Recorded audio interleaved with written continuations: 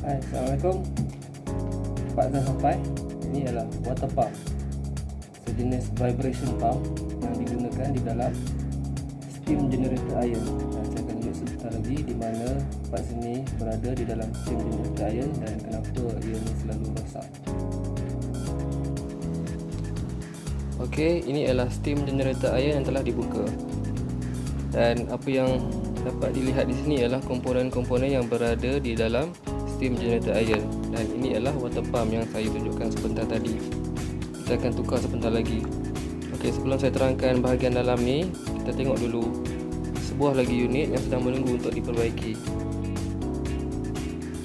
Iron ini juga mempunyai masalah yang sama, di mana steam tidak dapat dikeluarkan apabila kita menekan button ni. Tak ada steam yang keluar. Jadi apakah puncanya? Puncanya adalah kerana water pump ni gagal untuk mengepam air daripada tangki ke dalam boiler. Bagaimana kita nak tahu? Okey, yang pertama sekali kita kena pastikan setrika dalam keadaan sejuk dulu. Apabila kita buka lubang untuk decal ni, kita akan dapati bahawa tiada air yang keluar, bermakna boiler kering, tiada air di dalam boiler. Okey, yang kedua, apabila kita start up iron ini, selepas kita tekan button start, sepatutnya kita akan dengar bunyi water pump, dan kemudian kita akan lihat water level di dalam tangki ini akan menurun, yang menunjukkan bahawa water pump sedang memasukkan air daripada tangki ke dalam boiler. Okey, kalau kita tidak dengar bunyi vibration pump ni berfungsi, itu boleh jadi masalah elektrikal lah. Tapi sekiranya kita dengar water pump ni berbunyi, dia akan bunyi vibration, cuma air tidak dapat dimasukkan daripada tangki ke dalam boiler, itu bermaksud mekanisme pump ni telah rosak.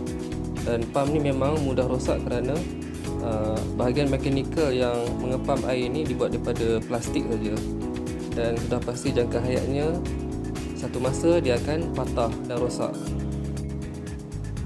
Jadi tidak ada jalan lain melainkan hanya kita perlu menukar saja pump ni. Pump ni harganya antara 100 lebih hingga 200 lah. Boleh dibeli di online. Okey, sekarang saya akan terangkan sedikit tentang komponen-komponen yang berada di dalam steam generator iron, untuk pengetahuan kita bersama lah. Kita kongsi ilmu, okey. Okey. Bahagian depan ni ialah bahagian elektrikal, di mana AC akan masuk, dan di dalamnya ada litar, power dan control lah. Okey. Yang dibuat daripada metal ni adalah boiler. Fungsinya sama macam boiler besar juga, untuk menghasilkan steam. Okey, di sini ialah di mana laluan air dimasukkan ke dalam boiler. Di sebelah sini ialah bahagian yang kita panggil decal, untuk kita buang mendakan-mendakan yang berada di dalam boiler ni, ataupun untuk boiler besar proses ni kita namakan blow down. Okay, seperti mana boiler besar juga, dia ada safety valve. Jika berlaku over pressure, excess pressure tu akan dibuang secara automatik melalui valve ni. Berbeza dengan boiler besar, dia akan buang di sebelah atas, ini dia akan buang di sebelah bawah.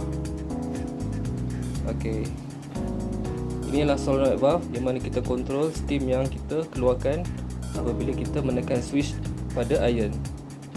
Ini fungsinya sama macam kita panggil MSV lah, ataupun main steam valve pada boiler besar.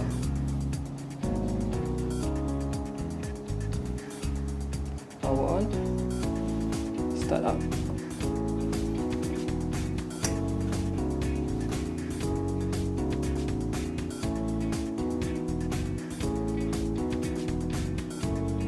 Tunggu sebentar.